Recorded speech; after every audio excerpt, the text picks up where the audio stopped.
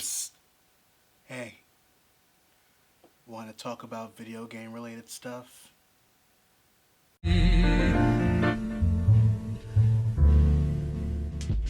Readers, I'm not gonna lie. Thanks to Bungie's Destiny, I've gained an interest in playing MMOs. I've tested out a lot of them in the process of finding out which one was right for me.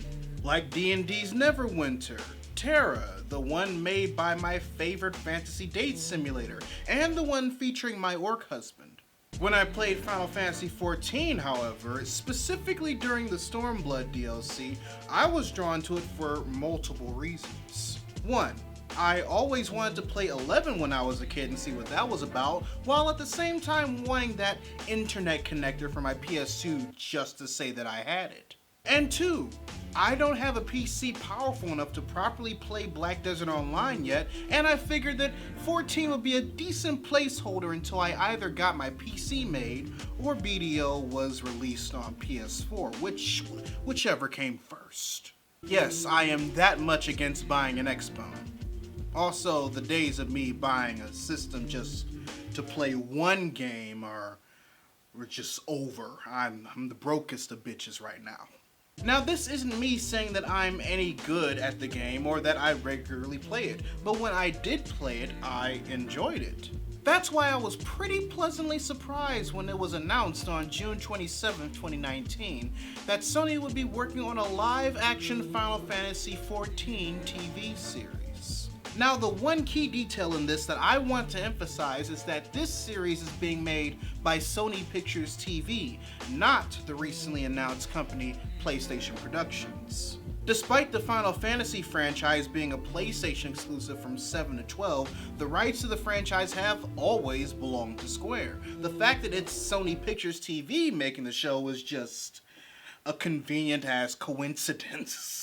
The press release announcing the upcoming show was given by co-president Chris Parnell, and while we don't have any info regarding things like casting or a release date, we do know a good amount of info so far. 1. We know that Sony Pictures TV is working with Hivemind, the company behind the TV show The Expanse, which was on Sci-Fi and is now on Amazon, Guillermo del Toro's Scary Stories to Tell in the Dark from CBS Films, and Netflix's upcoming Witcher series starring Henry Cavill.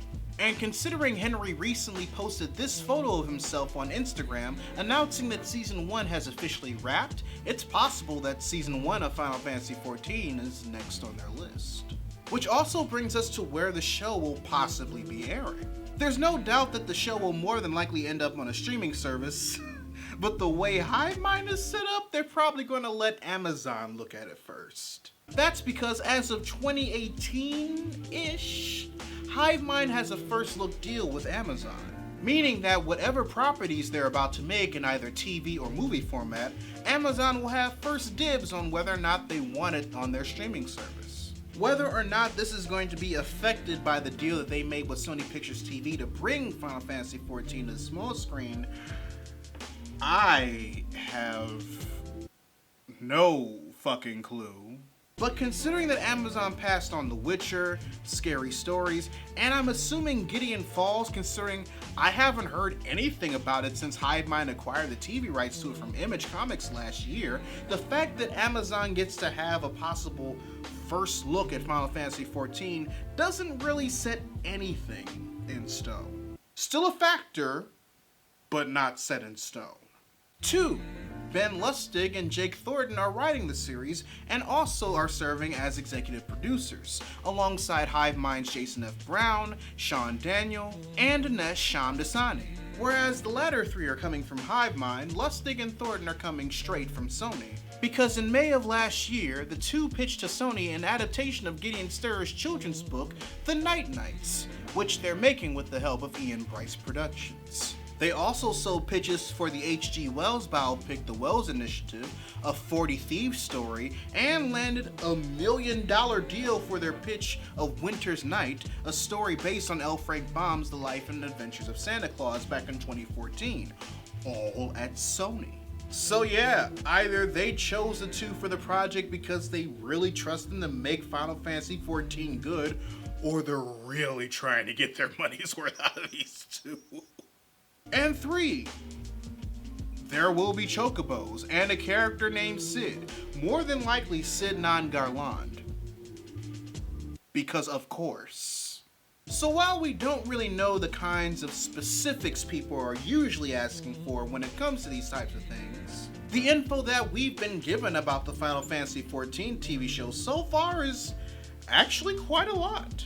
Given the properties and the execution of the projects before it, the overall production looks to be in good hands. While it's not set in stone, we know that Amazon will more than likely be the first company they present the show to as far as finding a home for it, and that 2 writers known for writing fun adventure and fantasy that Sony just so happened to have invested a lot of money on in the past are writing season 1.